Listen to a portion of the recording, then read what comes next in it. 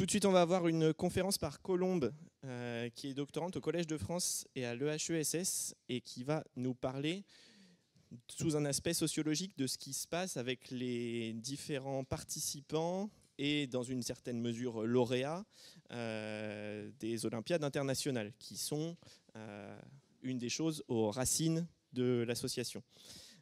Donc le principe est d'en apprendre sur qui sont ces gens, que deviennent-ils, d'où viennent-ils, et ce que ça nous apprend aussi de l'ensemble d'Animat à travers les actions qu'on mène. Merci. Je ne sais pas si vous m'entendez, oui. Bonjour à tous et à toutes. Je voulais d'abord remercier Antoine et l'association de m'avoir invité à partager aujourd'hui quelques résultats de mon travail de thèse. Donc, pour vous présenter rapidement un petit peu le contexte dans lequel je produis les résultats que je vais vous présenter aujourd'hui et dans lequel je fais tout ce travail. Donc moi, je suis en 3e année de thèse en sociologie au Collège de France et à l'EHESS. Et donc, je travaille sur les trajectoires scolaires et périscolaires en mathématiques dans le primaire et dans le secondaire. Et donc, mon objectif, c'est d'essayer de décrire et de comprendre un peu ce que produisent les parcours des élèves français en mathématiques à l'intérieur. Je m'intéresse donc à ce qui se passe à l'intérieur du système scolaire, mais aussi ce qui se passe un petit peu autour. Et j'ai notamment un projet de recherche sur les compétitions de mathématiques, où j'essaye de rassembler le plus de données possible sur les participants et les gens qui préparent et qui gagnent éventuellement des compétitions de mathématiques en France. Donc c'est un gros travail de recueil de données que j'effectue depuis plus de 2 ans, où j'essaye de croiser des données sur à la fois d'où viennent les gens qui préparent et participent et gagnent éventuellement des compétitions de mathématiques, quelles sont leurs origines, leurs caractéristiques, notamment en termes de genre également, décrire comment ils se préparent, comment ils participent, comment ils réussissent, et puis après, qu'est-ce qu'ils deviennent. Voilà, j'essaie de croiser ces 3 choses, et le tout dans une perspective un peu dynamique. Donc, je vous préviens que c'est un travail qui est encore en cours, et je pense avoir l'occasion de vous montrer un peu que il y a encore des lacunes dans les données et les résultats ne sont pas encore stabilisés, mais voilà, c'est un travail qui est en train de se faire. Mais, et je voulais aussi faire une seconde mise en garde, qui est que du coup, moi, je suis assez étrangère en fait à tout ce monde des compétitions de mathématiques, Animat, l'Olympiade internationale, et voilà, je fais un petit peu de terrain, un peu d'observation, des entretiens, j'échange beaucoup avec Martin.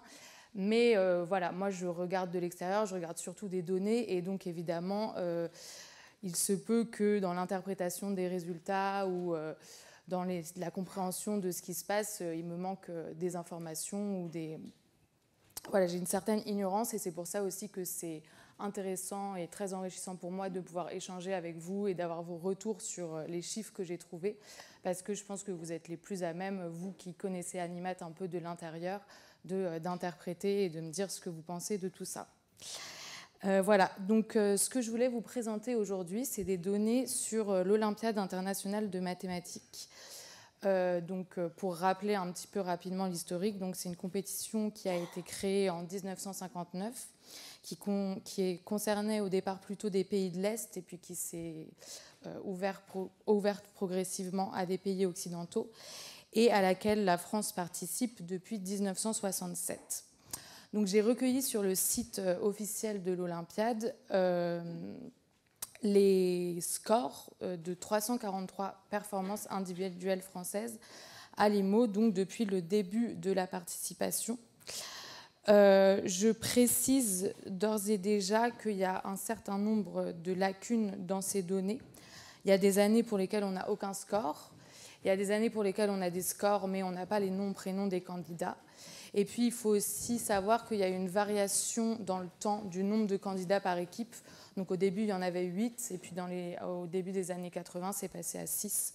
Donc, tout ça fait qu'au final, on se retrouve avec 245 noms et prénoms de candidats sur 54 années, ce qui est aussi lié au fait qu'évidemment, il y a des candidats qui participent plusieurs fois. Voilà, donc cela étant dit, je vais vous parler un peu de ce que je voudrais vous raconter aujourd'hui à partir de ces données. je précise tout de suite que je ne vais pas faire, parce que c'est assez classique quand on parle de l'IMO, de faire des comparaisons internationales et de regarder l'évolution du rang de la France par rapport à d'autres pays. Ce n'est pas trop ce que je vais faire aujourd'hui. Il y a des travaux qui sont consacrés à ça. Mais moi, j'ai choisi de m'intéresser plutôt aux performances des individus qui participent à l'IMO et non pas aux performances de la France, de l'équipe française. Et puis, une autre mise en garde, c'est que je ne vais pas trop parler du genre, même si c'est une question évidemment qui est cruciale. En fait, là, je vais plutôt aborder les choses sous un point de vue statistique et les effectifs de filles malheureusement participantes à l'IMO sont très réduits, puisque moi, j'ai recensé que 10 filles ayant participé à l'IMO depuis le début de la participation française. Et donc, je pense que c'est une question qui est plutôt intéressante d'aborder d'un point de vue qualitatif, notamment via des entretiens. Mais voilà, le traiter avec un angle statistique, ce n'est pas vraiment pertinent et c'est pour ça que j'en parlerai pas ou peu aujourd'hui. Donc, ce que j'aimerais vous raconter aujourd'hui, c'est d'abord vous parler de l'évolution des performances individuelles françaises à l'IMO, avec notamment une chute des scores individuels dans les années 90 et une raréfaction des très bonnes performances. Et j'essaierai de vous présenter quelques hypothèses qui peuvent être considérées pour essayer d'expliquer cette chute des résultats dans les années 90, en essayant d'évaluer lesquels sont les plus ou moins crédibles.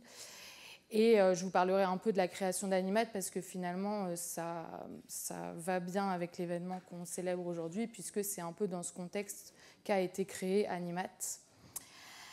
Et puis ensuite, vu que, comme ça a été rappelé, Animat n'a pas seulement pour but, et la POFM n'a pas seulement pour but, la POFM, c'est la partie d'Animat qui s'occupe de la préparation des candidats à l'Olympiade. Pas seulement pour but de produire des très bonnes performances à l'Olympiade, mais aussi à la fois contribuer à la formation des futures élites françaises en mathématiques et puis éventuellement à leur diversification. Et c'est pour ça que je vous parlerai un petit peu d'où viennent les candidats français à l'Olympiade et de ce qu'ils deviennent ensuite par la suite. Voilà le programme. Alors, donc pour commencer, vous pouvez voir ici la distribution des scores français sur toutes les participations depuis donc, 1967, avec la ligne en pointillé rouge, c'est la moyenne. Donc on voit que la distribution est globalement normale, c'est un score qui est sur 42. Et puis que les performances sont globalement assez moyennes, puisque voilà, la moyenne est un petit peu en dessous de 20. Mais on a néanmoins un petit groupe qui se détache avec quelques réussites exceptionnelles qu'il convient de noter. Alors, j'ai noté que la France a obtenu 22 fois un score supérieur ou égal à 35. Et j'ai noté les noms de 3 individus qui ont réalisé 2 fois donc l'exploit de faire un score supérieur à 35, Jean-François Bertin en 1981-1982, Julien Cassaigne en 1987 et 1988, et Vincent Lafort qui a obtenu 2 fois 42 en 1990 et 1991. Voilà. Donc ce dont je vous parlais un petit peu tout à l'heure, c'est que, évidemment, si on regarde comment évoluent dans le temps ces performances, on voit qu'il y a eu une chute dans les années 90. Donc là, vous voyez la courbe qui est en haut, c'est le score maximal pour chaque année. La courbe qui est en noir au milieu, c'est la moyenne. Et la courbe qui est en bas, c'est le score minimal. Donc on voit que de ces 3 points de vue, effectivement, il y a une baisse dans les années 90. Mais on voit aussi, on peut être optimiste, qu'il y a quand même une tendance assez continue à la hausse depuis, qui correspond à peu près à la création d'Animat. Et puis, en plus de cette baisse des performances moyennes, on voit que les performances exceptionnelles, donc là j'ai pris comme critère le fait de réaliser un score supérieur ou égal à 35, sont de plus en plus rares et qu'il y en a eu seulement une depuis 1994, c'est Aurélien Fourré. Voilà, donc à la fois ça baisse en moyenne et puis le fait de réaliser un super bon score devient de plus en plus rare. J'ai aussi noté que depuis 1994, j'ai pas noté le nombre de médailles d'or, mais il y a seulement voilà, en tout, il y a 8 individus qui sont arrivés premiers à l'Olympiade et ce n'est pas arrivé non plus depuis 1994. Donc, qu'est-ce qu'on peut considérer comme hypothèse pour expliquer ça? Première hypothèse, est-ce que c'est parce que l'épreuve devient de plus en plus dure? On sait qu'il y a de plus en plus de pays qui participent à l'Olympiade et donc il se pourrait qu'il y ait une intensification de la pression compétitive et puis que les problèmes deviennent de plus en plus difficiles pour essayer d'échelonner le plus possible les scores vu qu'il y a plus de participants. J'ai trouvé un article, enfin un chapitre que j'ai cité à la fin de Arthur Berg qui regarde un peu cette question de est-ce que les problèmes sont plus ou moins faciles ou plus ou moins durs à l'Olympiade. Et la tendance qui se dessine, mais c'est plutôt sur des années récentes, c'est que les problèmes faciles sont de plus en plus faciles et les problèmes durs sont de plus en plus durs. Donc effectivement, c'est peut-être possible que ce soit de plus difficile de faire un très bon score et ça pourrait expliquer le fait qu'il y a moins de gens qui réussissent à faire un très bon score. Et puis, ça se pourrait aussi que les performances individuelles soient moins bonnes parce qu'il y a une intensification de la pression compétitive, notamment liée au fait qu'il y ait plus de pays participants. Et notamment dans les années 90, il y a eu l'éclatement du bloc soviétique qui a fait qu'il y a eu beaucoup de nouveaux pays qui sont arrivés à l'IMO. Je vous ai mis là 2 graphiques qui ont été réalisés par Colin Marchica, qui travaille avec moi au Collège de France et qui a bien voulu me partager ses résultats. Et donc le graphique de droite, vous voyez en fait le rang des nouveaux pays qui sont arrivés à l'IMO au moment justement de l'éclatement du bloc soviétique. Et on voit effectivement, donc dans les années 90, et on voit effectivement que leur rang se situe, en tout cas pour certains d'entre eux, se situe en gros dans des positions qui en font des concurrents crédibles avec la France. Et donc du coup, ça se pourrait effectivement que ça se situe à peu près au même niveau. Et donc ça se pourrait que ce soit ça qui explique un petit peu la baisse des résultats français. Plutôt du point de vue du rang, évidemment, que du point de vue du score. Et puis à gauche, vous avez en haut l'évolution du nombre de pays participants à l'Olympiade et en dessous le rang absolu de la France. Et donc on voit qu'effectivement au début des années 90, le rang de la France augmente en lien avec le fait qu'on voit un gros saut dans le nombre de pays participants. Mais néanmoins, ce n'est pas dans des proportions qui sont les mêmes. Et ça pourrait expliquer une partie de la baisse du rang. Du score, c'est plus discutable. Et autre chose que je voulais faire remarquer, c'est que quand même, depuis, on peut encore une fois être optimiste, puisque le rang de la France baisse, alors que le nombre de pays continue à augmenter. Après, il faut voir le niveau des pays qui rentrent. Mais voilà, donc c'est plutôt optimiste de ce point de vue-là. Deuxième hypothèse pour expliquer... dernière chose, c'est que je me disais qu'une manière de mesurer un petit peu les performances françaises qui soient moins dépendantes de la difficulté intrinsèque de l'épreuve, c'est de regarder les médailles, parce qu'à mon avis, ça prend plus en compte justement la difficulté de l'épreuve et le nombre de candidats. Et on voit aussi que de ce point de vue-là, il y a quand même eu une chute, une baisse de l'obtention des médailles d'or, notamment dans les années 90. Donc, juste pour préciser, donc, ce qui est en gris, c'est les fois où je ne sais pas quelle médaille a été obtenue ou aucune récompense n'a été obtenue. En violet, c'est les mentions honorables. En bleu, c'est les médailles de bronze. Vert, médailles d'argent. Et en rouge, c'est les médailles d'or par année. Et donc, on voit qu'il y a moins de médailles d'or depuis les années 90. Il y en a quand même eu certaines ces dernières années. Il y a plus de médailles d'argent aussi ces dernières années. Mais aussi de ce point de vue-là, qui, à mon avis, prend mieux en compte l'évolution de la difficulté de l'épreuve et de la pression compétitive, on voit quand même qu'il y a quelque chose qui s'est passé dans les années 90. Deuxième hypothèse pour expliquer la baisse des performances françaises dans les années 90, c'est que ça pourrait être le reflet de dynamique nationale.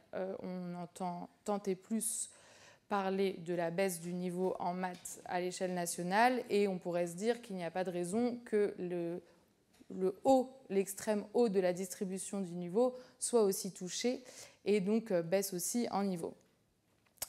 Et de ce point de vue-là, il s'est aussi passé quelque chose dans les années 90, tout converge au même moment, puisqu'il y a eu une réforme du bac et la suppression du bac C.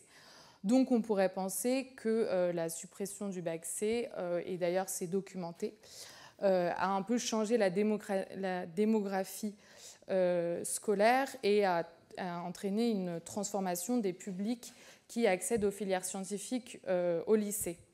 Et donc, ça pourrait entraîner, voilà, on pourrait se dire, ça entraîne une baisse du niveau et c'est pour ça que les candidats à l'IMO qui sortent de ce système sont moins bons. Néanmoins, et il y a notamment des travaux qui montrent qu'effectivement, il y a eu une démocratisation de l'accès à la filière S par rapport à la filière C et aussi une baisse du niveau scolaire d'entrée des nouveaux arrivants dans cette filière S par rapport à la filière C.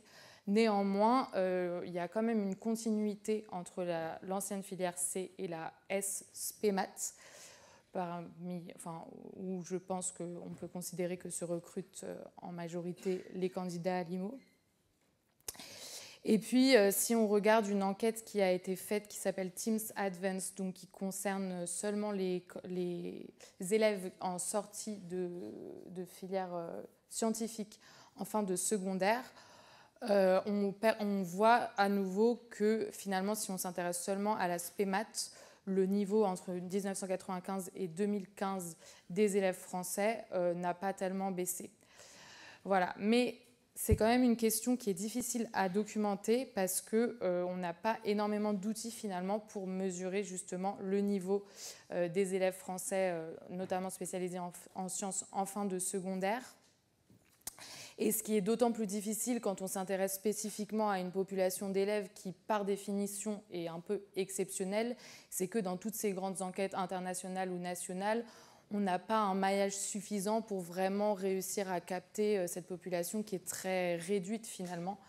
Et donc, je pense que ce n'est pas vraiment des outils qui sont adaptés pour se poser la question et répondre à la question de est-ce que le niveau de potentiels candidats à l'IMO a baissé.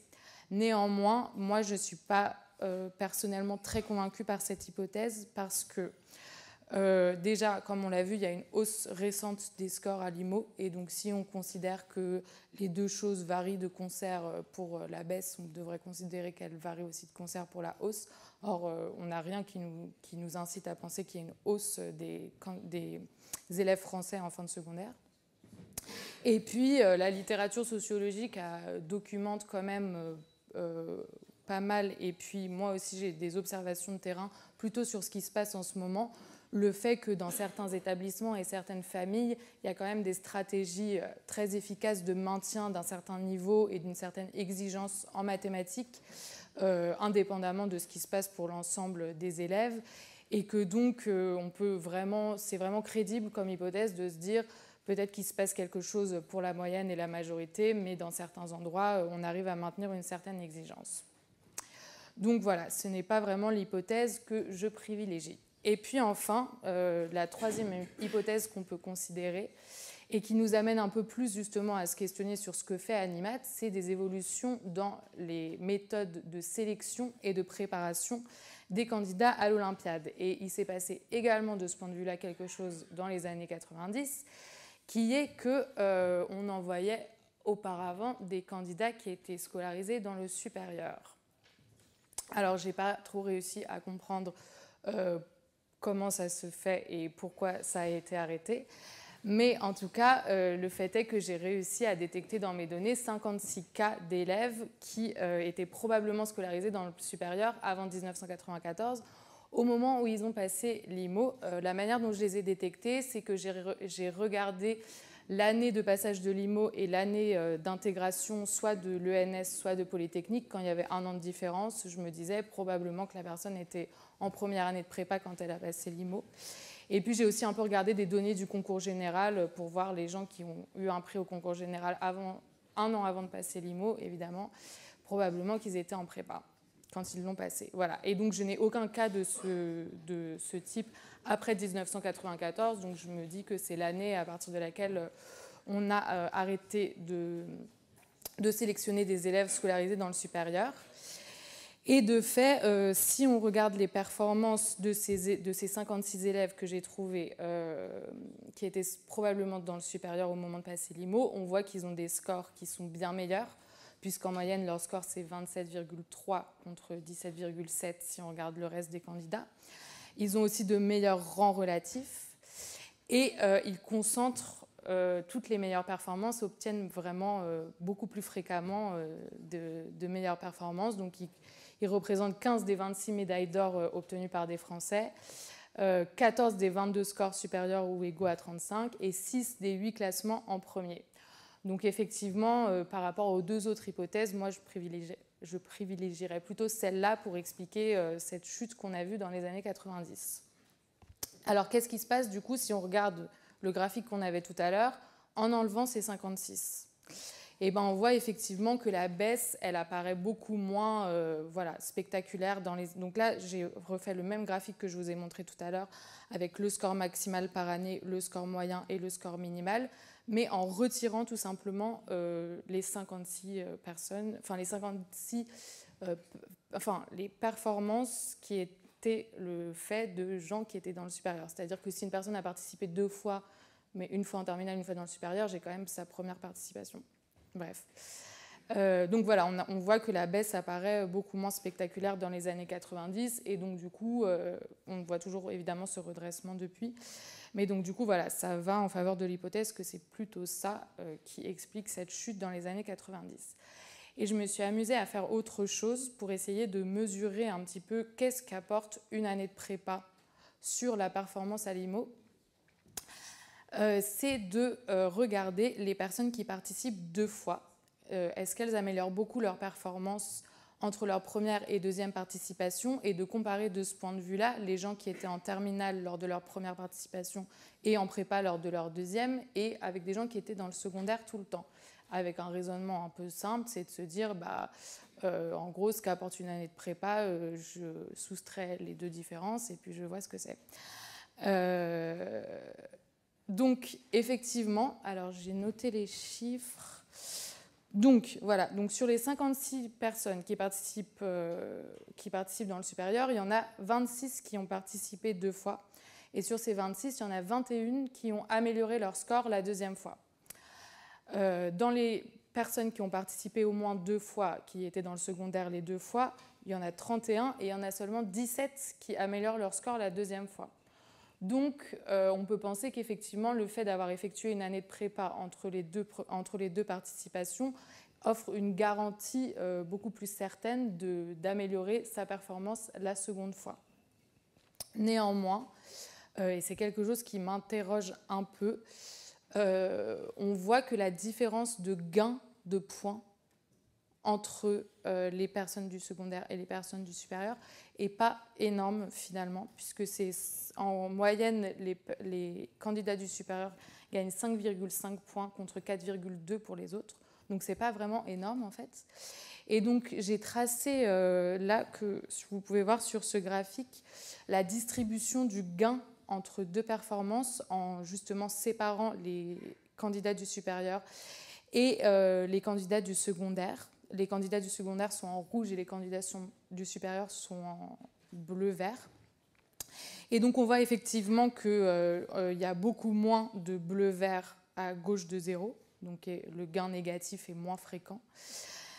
Mais que les 2 moyennes que vous voyez en pointillé ne sont pas très éloignées et ce n'est pas évident sur le graphique, mais moi, mon hypothèse, c'est que quand même, c'est plus fréquent peut-être pour des candidats du secondaire de réaliser des gains qui sont quand même plus importants.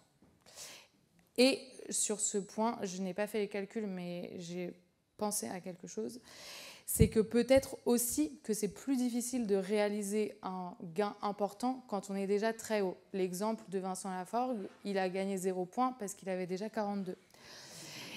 Et donc du coup peut-être que ça explique aussi le fait qu'on a moins de probabilité de gagner beaucoup quand on était déjà en terminale et que ça expliquerait cette faible différence des moyennes. Et je voulais aussi préciser quelque chose, c'est que je pense qu'il faut quand même être précautionneux sur la généralisation est-ce que ce gain est représentatif de ce que permet de gagner une année de prépa, parce que le profil des gens qui participent plusieurs fois est aussi assez particulier. Et voilà, je pense que ce n'est pas forcément représentatif de tous les candidats à l'IMO. Voilà, donc moi, pour faire un petit peu le bilan, c'est plutôt cette troisième hypothèse sur les candidats du supérieur qui me semble pouvoir expliquer les évolutions des performances individuelles à l'IMO. Et donc, c'est dans ce contexte qu'intervient la création d'Animat. Donc, on a cherché avec Martin, on commence à faire un petit peu un travail sur les archives et les premiers échanges qui ont donné lieu à la création d'Animat. Et donc, on voit qu'effectivement, c'est assez lié en fait, à ce contexte de constatation d'une baisse des performances françaises à l'Olympiade, avec une réflexion sur la manière dont on peut identifier et développer de manière plus précoce et sur un plus long terme des futurs talents mathématiques qui pourront devenir des candidats à l'IMO.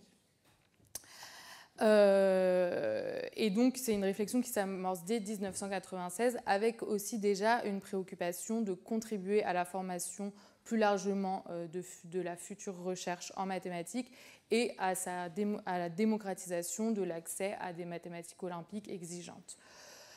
Voilà, et donc c'est difficile de dire est-ce que ce redressement des performances qu'on a vu à peu près justement depuis la fin des années 90, est-ce que c'est lié directement à Animat? C'est difficile à évaluer parce que l'institutionnalisation justement des stages, des coupes Animat et de tout ce qui existe aujourd'hui pour sélectionner et préparer les équipes françaises à l'IMO, ça a mis du temps à se mettre en place. Ce n'est pas un événement qui est défini dans le temps. Donc on ne peut pas faire une évaluation comme des économistes où on dit avant c'était comme ça et après c'est comme ça. C'est un peu plus compliqué que ça. Et puis aussi, ce qui définit un peu pour moi la stratégie qui a été mise en place, c'est de faire un travail qui soit plus sur le long terme, avec une détection dont j'ai l'impression qu'elle est de plus en plus précoce des futurs talents. Et donc, c'est vrai que cet investissement sur le long terme, pareil, il est plus difficile à évaluer en termes de avant-après. Mais moi, je pense quand même que cette hausse est liée quand même à l'action d'Animat. Je ne vois pas trop qu'est-ce qui pourrait expliquer ce qu'on constate autrement. Et donc, comme je l'ai dit, au-delà de la performance à l'IMO, donc l'enjeu de la création d'Animat et de son volet de préparation des candidats français à l'Olympiade, c'était de contribuer à la formation et à la diversification des talents français en mathématiques. Et c'est pour ça que je vais vous parler un petit peu plus d'où viennent les candidats français à l'Olympiade et qu'est-ce qu'ils deviennent. Alors, première question, est-ce que les candidats français à l'Olympiade sont aussi les stars du système scolaire? Et est-ce qu'on arrive à trouver des gens qui soient un petit peu hors du système scolaire? Alors là, vous avez deux graphiques. Donc, le graphique de gauche vous montre donc par année olympique, si on regarde une équipe olympique chaque année, combien de personnes dans cette équipe ont obtenu également un prix au concours général. Donc on voit quand même que c'est assez fréquent de cumuler les deux. Et le fait qu'il y ait beaucoup de roses sur le graphique de gauche, c'est-à-dire de personnes qui n'aient obtenu aucun prix au concours général, je pense, vient plutôt de lacunes dans mes données sur le concours général, parce que c'est pour ça que je vous ai mis le graphique de droite. On voit que dans les années 80-90, j'ai pu récupérer beaucoup moins de noms de lauréats de prix et d'accessites au concours général. Et peut-être que c'est pour ça qu'il y a beaucoup moins de personnes dont j'ai trouvé qu'elles avaient obtenu un prix au concours général. Je pense que ça vient plutôt du trou dans mes données que de représenter vraiment un vrai phénomène. En tout cas, ce qui est sûr, c'est que ce n'est pas moins fréquent depuis la création d'Animat de voir des lauréats au concours général comme participants à l'IMO. Et donc, du coup, voilà, c'est toujours un peu ces meilleurs éléments du système scolaire qui sont aussi sélectionnés pour représenter la France à l'Olympiade. Et on voit aussi qu'il y a une certaine forme de corrélation entre justement les performances au concours général et les performances à l'Olympiade, puisque au moins pour les candidats qui ont obtenu un premier et un deuxième prix, on voit que leurs scores à l'IMO sont aussi meilleurs. Après, pour les autres, il y a moins une linéarité nette. Mais voilà, on voit qu'il y a quand même une certaine corrélation entre mathématiques olympiques et mathématiques du système scolaire, pour le dire rapidement. Et j'ai fait un peu le même travail pour l'Olympiade de première, que je ne présente pas ici, mais voilà, les résultats sont globalement les mêmes, peut-être un petit peu moins marqués que pour le concours général. Ensuite, je me suis demandé d'où viennent les candidats, de quel lycée viennent les candidats à l'Olympiade. Alors là, bon, désolé, c'est pas très clair ce graphique parce que je pense que peut-être que tout le monde ne sait pas ce que c'est qu'un UAI. Un UAI, c'est un code d'établissement. Donc en gros, ce graphique, ça vous présente justement pour chaque équipe annuelle. Pour les bleus, c'est ceux pour lesquels j'ai réussi à retrouver leur établissement et les rouges, c'est ceux pour lesquels j'ai pas réussi à le trouver. Et je voulais quand même vous montrer ce graphique pour vous dire que en début de période, j'ai retrouvé moins d'établissements et donc du coup, ça se peut que ça introduise un biais dans l'analyse. Et en fait, la manière dont j'ai retrouvé les établissements, c'est justement en regardant des données du concours général, de l'Olympiade de première et quelques données sur les coupes Animat. Et donc, du coup, je me dis qu'il y a aussi peut-être un biais en faveur des établissements qui sont un peu plus centraux, et que je détecte moins des établissements qui sont un peu plus périphériques parce que justement, je pense que c'est les mêmes établissements qui cumulent les récompenses à différents concours. Et donc, peut-être que voilà, ça introduit un biais dans l'analyse que je vais présenter, que je voulais vous mentionner quand même. Alors, donc là, quand même, ceci étant dit, on a un phénomène qui est assez frappant, c'est la domination de Louis le Grand parmi les lycées d'origine des candidats à l'IMO. C'est toujours assez impressionnant. Donc, j'ai retrouvé 160 lycées de candidats à l'IMO sur 245. Et sur ces 160, il y en a 42 qui viennent de Louis le Grand. Et on voit le graphique qui est en bas vous présente justement en bleu, c'est les candidats qui viennent de Louis le Grand. Après, peut-être que s'il y a un même candidat 2 années, Louis le Grand apparaît 2 fois, évidemment. En vert, c'est ceux pour lesquels j'ai trouvé un autre lycée. Et en rouge, je vais quand même préciser ceux pour lesquels je n'ai pas trouvé, pour qu'on voit quand même que voilà. Donc voilà, il y a une domination de Louis le Grand qui est persistante dans le temps parmi les lycées d'origine des candidats à l'Olympiade. Et là, je voulais partager avec vous un peu une réflexion pour essayer de dépasser un peu le simple constat du fait que Louis le Grand constitue un vivier de recrutement privilégié. Alors, désolée. Voilà. Ah oui, et ce que je voulais dire aussi, c'est que le deuxième lycée qui envoie le plus de candidats à l'IMO, c'est Blaise Pascal à Orsay, avec 6 candidats en tout. Donc entre 42 et 6, on voit qu'il y a quand même un certain écart. Et voilà, donc cette question m'intéresse parce que ça pose un peu la question de comment on accède aussi à l'IMO. Donc ce que je voulais dire, c'est que, il n'y a pas seulement une persistance d'une sorte de passe-droit des élèves... Ah non, mince.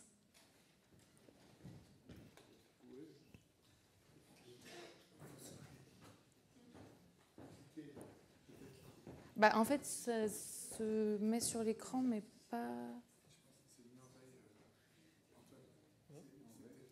L'écran va bien. Le projecteur, je ne sais pas.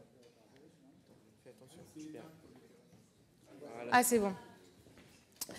Voilà, donc on pourrait penser que les élèves de Louis le Grand ont une sorte de passe-droit, comme ils ont peut-être pu l'avoir historiquement, pour accéder à l'Olympiade. Et on pourrait aussi penser que le recrutement dans ce lycée et les méthodes éducatives qui sont mises en place sont tellement spécifiques que les élèves qui viennent de ce lycée ont une espèce d'avantage comparatif vraiment énorme dans les procédures de sélection pour accéder à l'Olympiade. Donc ça, c'est 2 hypothèses qu'on peut considérer, mais je pense aussi qu'il y a une espèce de tradition olympique qui est très forte à Louis le Grand, liée à l'histoire de ce lycée et des professeurs qui enseignent. Et que du coup, peut-être que l'information sur l'existence des mathématiques olympiques, sur l'existence d'Animat est beaucoup plus disponible dans ce lycée, que la préparation aux coupes animates et aux procédures de sélection y est beaucoup plus appuyé. Et quelque chose aussi que j'ai observé, c'est que, alors ça, c'est pas vraiment une étude systématique, mais en regardant un peu les trajectoires de candidats à l'Olympiade ou même de stagiaires animates, j'observe aussi qu'il y a des mobilités d'autres lycées ou d'autres établissements vers Louis-le-Grand. Et du coup, peut-être aussi que quelque chose qui se passe, c'est que c'est pas Louis-le-Grand qui socialise aux mathématiques olympiques, mais peut-être que c'est Animat et les mathématiques olympiques qui sont une voie d'accès vers Louis-le-Grand. Et donc, du coup, ça pourrait expliquer aussi la domination de Louis-le-Grand parmi les lycées d'origine des candidats. Peut-être qu'on va à Louis-le-Grand parce qu'on est déjà intéressé par les maths olympiques et par les Olympiades. Voilà. Alors, d'autres caractérisations des établissements, je vais essayer d'aller vite, des établissements d'origine des candidats à l'IMO. Donc, on a une forte prédominance du public, peu d'établissements privés. Là, je vous ai mis l'apparition du secteur privé, donc plutôt en la fin des années 90. Ensuite, on a des publics d'origine sociale plus élevés dans ces lycées. L'IPS, c'est une mesure du niveau social d'un lycée.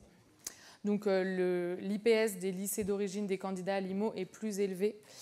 Mais l'écart type de cet IPS est aussi plus élevé, donc ce qui suggère qu'ils viennent de lycées qui sont un peu plus socialement diversifiés. Et j'ai aussi regardé, est-ce que parmi les candidats à l'IMO, ceux qui viennent de lycées avec un IPS, enfin avec un niveau social plus élevé, réussissent mieux, ou ceux qui viennent du privé. Et pas forcément, il n'y a pas vraiment de corrélation visible. Donc moi, mon hypothèse, c'est qu'en fait, à ce niveau de tri et à ce niveau de sélection, finalement, les différences sociales entre les lycées, c'est plus vraiment ça qui est important. Et c'est d'autres caractéristiques beaucoup plus fines de la scolarisation ou de l'individu qui sont à prendre en compte pour expliquer la performance à l'Olympiade. Enfin, que deviennent les candidats à l'Olympiade ? Donc là où on voyait une domination de Louis-le-Grand dans l'origine, on voit de même une domination de l'ENS Ulm dans le devenir. Je n'ai pas regardé d'autres écoles que Ulm et Polytechnique. Je pense qu'on en parlait, il faudrait peut-être regarder l'ENS Lyon.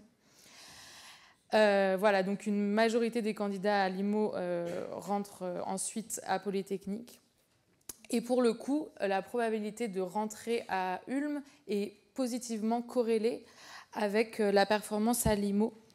Alors donc les candidats qui rentrent ultérieurement à l'ENS réalisent un score de 20,6 en moyenne contre 17,3 pour le reste. Et ceux qui rentrent à l'IX réalisent un score de 17,2 en moyenne contre 19,8 pour le reste. Donc c'est plutôt les meilleurs à l'IMO qui rentrent à l'ENS.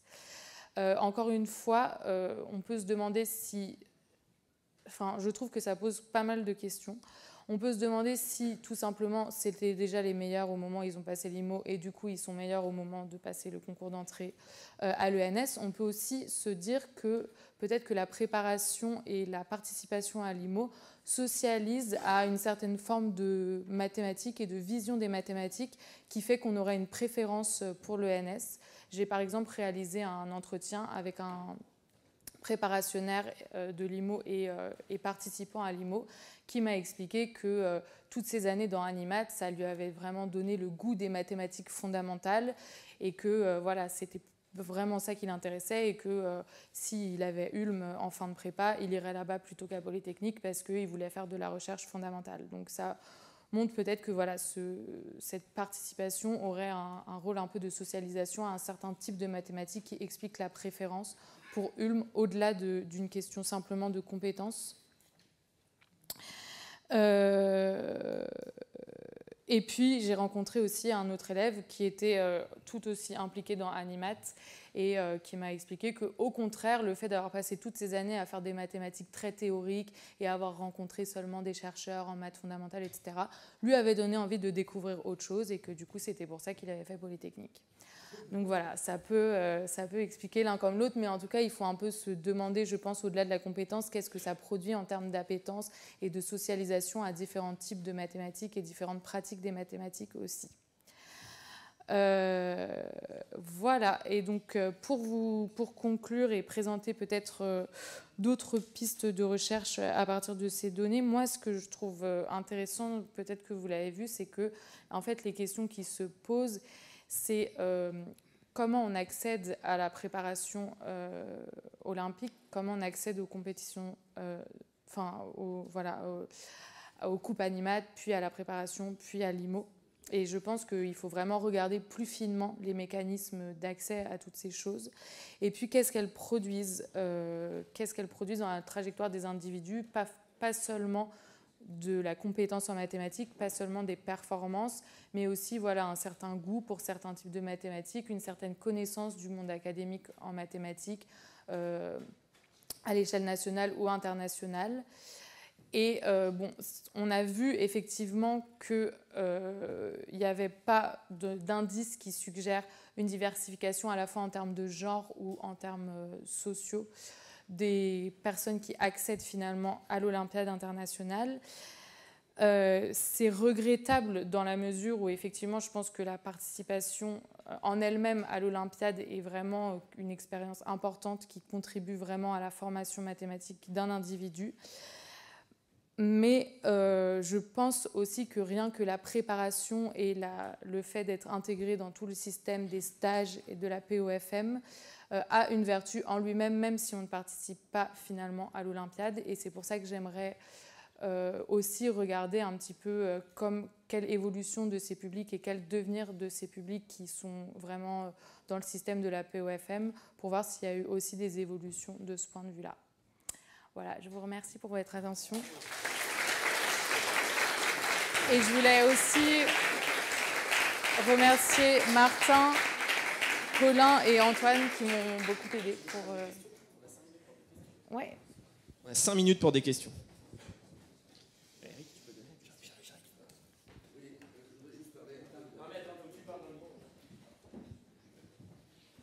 Juste un instant sur ce qui se passait dans les pays de l'Est et qui expliquerait leur performance. C'est que d'abord, ce que j'ai connu d'un pays de l'Est, la Roumanie particulièrement, mais il y a aussi l'Ukraine ou la Russie même. En Roumanie, il y avait un lycée d'excellence par ce qui s'appellerait chez nous un département, et qui était sur sélection. Et dans ces lycées d'excellence, il y avait des clubs de maths avec comme vue, comme perspective de préparer aux Olympiades de la ville, aux Olympiades du district, aux Olympiades nationales et, in fine, aux Olympiades internationales. Et je pense que c'est ce qu'on n'a pas en France, c'est-à-dire que les élèves des pays de l'Est, je pense certains pays de l'Est, mais peut-être tous, c'est qu'ils avaient une préparation dans l'esprit des problèmes, des sujets qui sont posés aux Olympiades internationales, qui démarrent depuis l'entrée au lycée ou au collège, depuis très longtemps. Ils sont dans le bain, une vraie préparation, alors qu'en France, je crois que c'est la dernière année, juste avant d'aller se présenter aux Olympiades internationales. Ça, c'est à prendre en compte. Si on prend par exemple la Chine en ce moment, qui brille alors au top niveau des Olympiades internationales, c'est pareil, Ils ont une préparation qui est sur plusieurs années.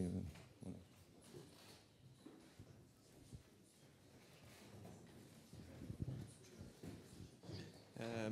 Juste pour votre info et votre complète connaissance du truc, Colombe sera là cet après-midi, du moins une petite partie. Donc n'hésitez pas, si vous avez des connaissances que vous avez en main, surtout dans votre tête, à lui partager pour enrichir ses recherches. Est-ce qu'on a une autre question là ?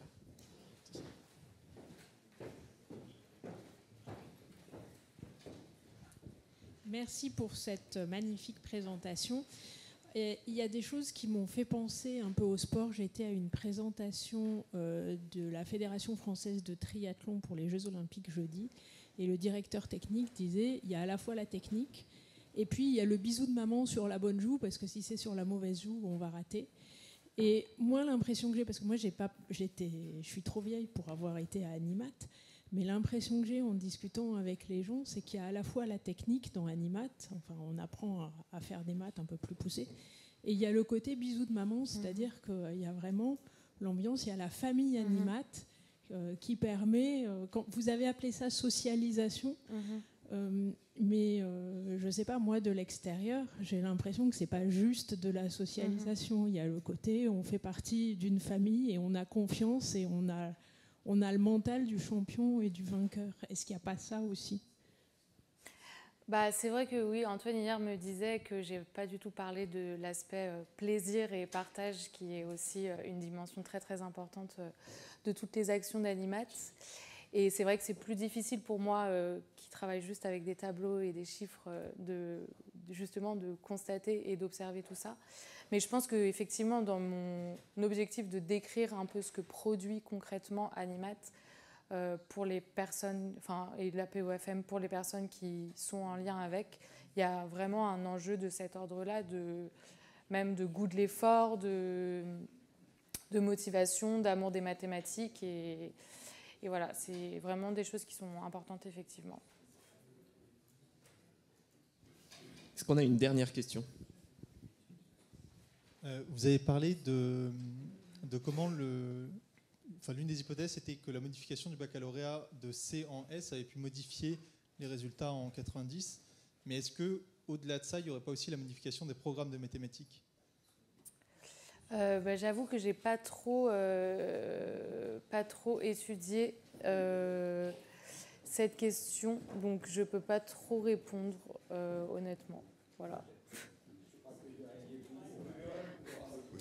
Je ne vais pas prendre la parole trop longtemps, mais je pense qu'il y a un certain nombre de questions que vous posez auxquelles on peut donner des réponses. Pour dire très rapidement les choses sur la période 95, clairement, ce que vous avez dit est tout à fait juste. Il y a un certain nombre de phénomènes généraux, mais la rupture, c'est le fait que l'équipe n'a plus recruté d'élèves de maths sup. C'est ça qui explique principalement. Alors, les autres raisons peuvent être prises en compte aussi, le passage de C à S, etc.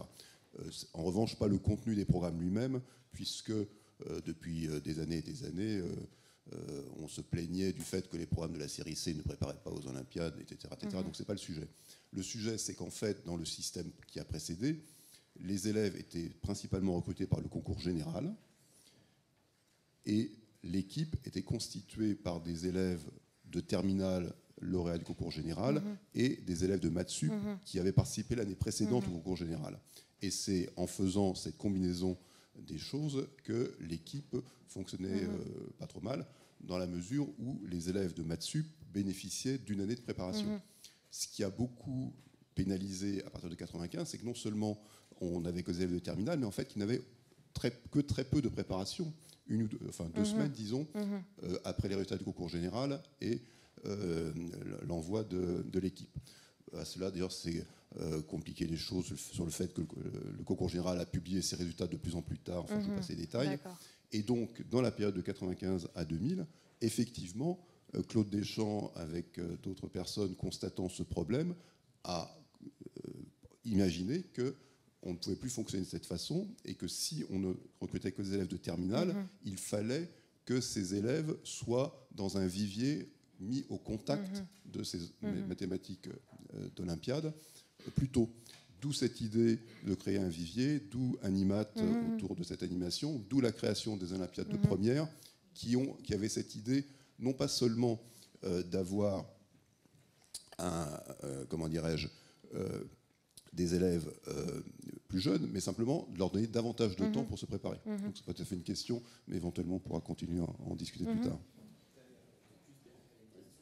Et aussi peut-être sur la question des programmes, comme je l'ai dit, quand je dis qu'il y a des stratégies de certains établissements pour compenser un peu ce qui se passe dans l'ensemble du système scolaire, le fait de faire du hors-programme, typiquement, ça fait partie de ces stratégies. Et je pense qu'il y a des lieux où finalement ce qui se passe en termes de formation des élèves est assez indépendant de ce qui se passe à l'échelle nationale. J'avais promis une dernière question, je vous donne une dernière question. Merci, c'est gentil. Dominique Leglu, je suis la directrice éditoriale de Sciences et Avenir et la Recherche et éditorialiste à Challenge. Je voudrais faire juste une remarque et évidemment poser une question. J'ai été frappée dans le discours de début de Fabrice Rouillet qu'il ait fait remarquer que dans les médias, c'était très morose, on disait que franchement ça ne va pas du tout pour les mathématiques en France. Donc je suis frappée par ailleurs par la première présentation qui donc va directement vers l'excellence la plus forte. Et vous avez bien précisé que vous ne situiez pas votre présentation sur les performances de la France. Mais c'est quand même par cela que vous commencez. Donc ma question est, on a beaucoup parlé, enfin plus haut au niveau de l'État, des questions de ruissellement. Est-ce que bien performer dans ces lieux d'Olympiade au niveau international, c'est quelque chose qui permettrait de vraiment tirer toute la machine, si j'ose m'exprimer ainsi, vers le haut? Est-ce que c'est comme ça que c'est vécu? Ce n'est pas forcément vous, Colombe, qui devez répondre si ce n'est pas votre champ de recherche, mais pour un observateur extérieur comme je le suis, c'est immédiatement la question que je me pose. Merci. Effectivement, je pense que c'est une question compliquée et que c'est difficile de répondre empiriquement, en tout cas. Après, je m'intéresse aussi à d'autres concours qui sont beaucoup plus larges, comme le concours Kangourou, et qui concernent beaucoup plus d'élèves. Et là, la question, c'est aussi qu'est-ce que produisent ces concours directement pour les gens qui y participent et éventuellement qui réussissent. Et peut-être que c'est plutôt par ce genre de dispositif ou d'autres dispositifs un peu de mise en contact des élèves d'origine, par exemple, plus populaire avec des mathématiques olympiques comme Sciences Ouvertes, qui peuvent un peu peut-être opérer ce genre de phénomène. Moi, je peux vous apporter un tout petit morceau de réponse. Je ne vais pas employer le mot ruissellement, mais le système de percolation peut exister. C'est-à-dire qu'en faisant un certain nombre d'activités fortement sympathiques avec des élèves et des enseignants, les enseignants sont heureux de le faire, ont un autre rapport avec leurs élèves et ils le partagent avec plus largement d'autres élèves de leur classe. Ça existe. Je suis incapable de vous le quantifier, mais ça existe. Maintenant, pour la conférence suivante, déjà, on va remercier Colombe. Merci beaucoup.